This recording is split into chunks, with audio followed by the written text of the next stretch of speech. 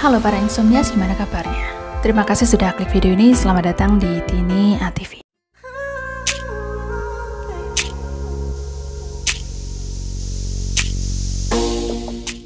Kalau waktu lalu kita pernah membahas kacang sea dari Uganda yang berasal dari Afrika Timur yang memiliki kualitas shea butter yang bertekstur lembut dan mudah meresap, sekarang mari kita bahas saingan mereka, yaitu shea butter Ghana yang berasal dari Afrika Barat yang memiliki tekstur jauh lebih kental seperti Vaseline. Pekerjaan rutin ini adalah pekerjaan nenek moyang di Afrika Barat, yang artinya mereka sudah ahli membuat shea butter secara turun-temurun. Sama seperti di Afrika Timur, pembuatan shea butter di Afrika Barat dikerjakan oleh para wanita. Mereka mengelola kacang menjadi mentega dengan beberapa tahapan. Prosesnya sangat tradisional, murni buatan tangan. Karena hal inilah, proses pembuatan shea butter membutuhkan setidaknya 3 wanita untuk menghasilkan 1 pot pasta kuning yang sering disebut shea butter. Dan bagi banyak orang di Ghana Utara, pekerjaan ini adalah satu-satunya sumber pendapatan bagi mereka. Orang-orang di seluruh Afrika telah menggunakannya untuk perawatan kulit, rambut, makanan, dan obat-obatan. Setidaknya hal itu sudah dilakukan selama 700 tahun. Dalam beberapa dekade terakhir ini, kepopularitasan shea butter makin meningkat bahkan menjadi sensasi global.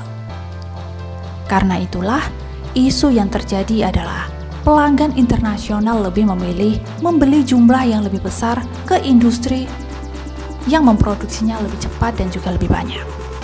Sehingga hal ini mempersulit para petani tradisional. Dan ancaman tersebut lainnya adalah dilakukan oleh para kaum laki-laki di daerah mereka sendiri.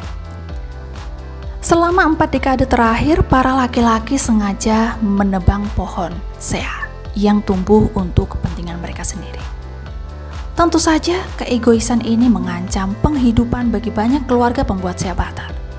Di tengah kesulitan tersebut, namun para wanita pembuat shea butter tetap bekerja keras dan mempertahankan pekerjaannya. Mereka memulai perjalanan selama 2 jam ke hutan untuk mengambil kacang shea.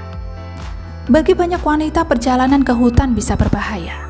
Karena itu mereka melakukan perjalanan berkelompok untuk menghindari perampok yang bersenjata yang mengintai mereka di hutan.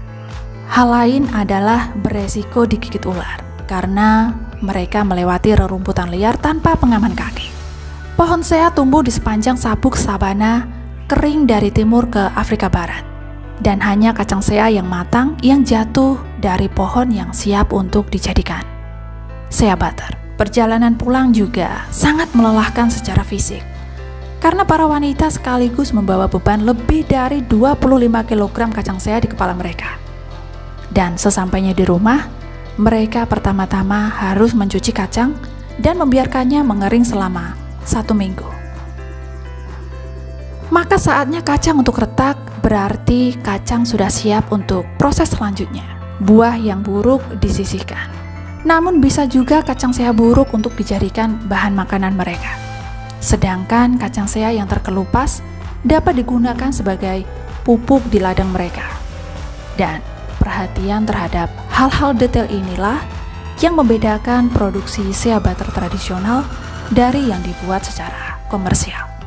Kelompok pembuat shea butter tak segan saling bertukar ilmu dan membantu serta mengajari putri mereka untuk membuat shea butter.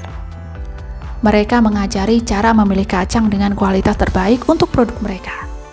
Mereka juga memecahkan kacang menjadi potongan-potongan kecil dengan batu-batu lalu memanggangnya di atas api terbuka hingga mengeluarkan bau harum. Maka proses ini menandakan kacang shea tengah melepaskan minyaknya dan menghasilkan shea butter yang berbau harum dan sedikit pedas. Pengrajin shea butter tradisional telah membuat shea butter selama lebih dari separuh hidupnya. Menggiling potongan kacang shea dengan tangan. Beberapa pengrajin baru mau berinovasi menggunakan alat penggiling untuk mempermudah penghalusan kacang.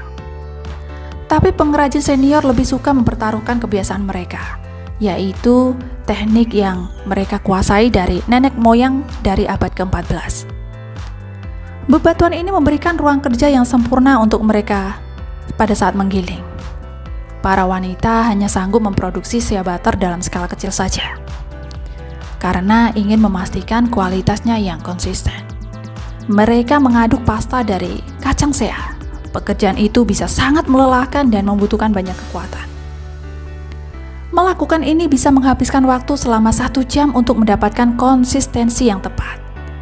Penyiraman air pada pasta mengaktifkan mentega. Perlahan-lahan itu terpisah dan mentega mengapung.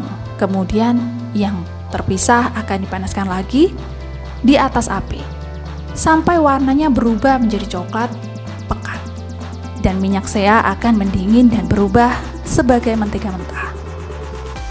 Tradisi penggunaan shea butter berasal dari Burkina Faso pada abad ke-14. Shea butter digunakan di rumah tangga Afrika Barat sebagai minyak goreng dan alat pelembab kulit. Sejarah mengatakan bahwa bahkan Ratu Mesir Cleopatra menyukai shea butter untuk perawatan dan menghidrasi kulitnya. Dalam beberapa dekade, permintaan global akan shea butter telah meningkat secara dramatis. Kandungan vitamin yang tinggi menjadikan shea butter sebagai bahan utama untuk produk perawatan kulit di seluruh dunia. Pada tahun terakhir, ekspor tahunan telah meningkat sebanyak 600%. Dengan permintaan baru yang terus datang, maka tantangan barunya adalah deforestasi, persaingan dari perusahaan besar. Petani kacang shea skala kecil kemungkinan besar tersaingi karena pabrik pemprosesan kacang yang lebih cepat dan dijalankan dengan mesin. Tentu saja hal ini adalah ancaman besar bagi kelompok perempuan pembuat shea butter, karena mereka membutuhkan waktu sebulan penuh untuk menghasilkan shea butter, sedangkan pabrik dapat melakukannya hanya dalam 3 hari saja. Deforestasi juga merupakan pertempuran yang berkelanjutan sejak tahun 1990-an. Laki-laki Afrika Barat telah menebang pohon kacang shea untuk membuat arang serta penggunaan komersial, dan sekitar 8 juta pohon telah ditebang setiap tahunnya. Padahal pembuatan shea butter telah mempertahankan generasi wanita di Ghana untuk kehidupan mereka. Untuk mengatasi hal itu, sedikit cara yang bisa dilakukan untuk mempertahankan, yaitu adalah dengan cara pengrajin tradisional harus memproduksi shea butter berkualitas yang lebih baik, serta mengetahui fungsi dan manfaat dari kacang shea sendiri, sekaligus belajar pengetahuan tentang cara penjualannya di pasar lokal. Dan sehingga mereka bisa pulang dengan mendapatkan keuntungan yang lebih tinggi. Dan untungnya sekarang sudah banyak organisasi di Ghana yang memerangi penggundulan hutan. Dan selama 2 dekade terakhir telah ditanam 7.000 pohon shea baru, dengan harapan dapat mengisi kembali lahan hutan yang sudah tertebang.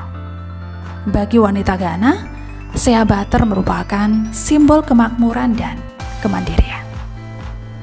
Mereka bertekad untuk mewariskannya kepada generasi muda dan seterusnya.